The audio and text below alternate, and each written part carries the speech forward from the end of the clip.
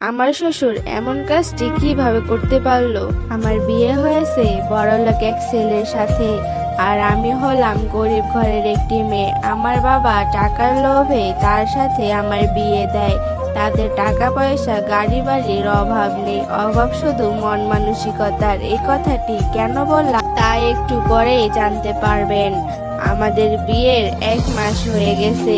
এই 1 মাসের মধ্যে আমার সাথে অনেক কিছু হয়ে গেছে। আমার স্বামী আমাকে দেখতে পেত না, এক কথায় সে জোরপূর্বক আমাকে বিয়ে করেছেন। আমাকে থাকতে দিয়েছে অনেক দয়া করে। একটি ভাঙা ঘরে আমি থাকতাম, সবকিছুই মেনে নিয়েছিলাম। কিন্তু আমার সাথে কয়েকদিন ধরে অদ্ভুত ঘটনা ঘটছে।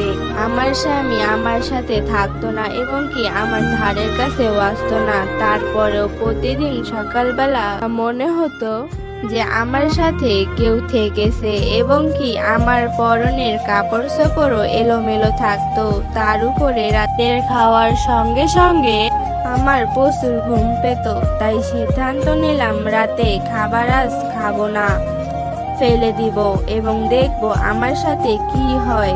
যেমন কথা তেমন কাজ। তারপর যে এমন একটি ঘটনা ঘটবে আমি ভাবতেও পারিনি।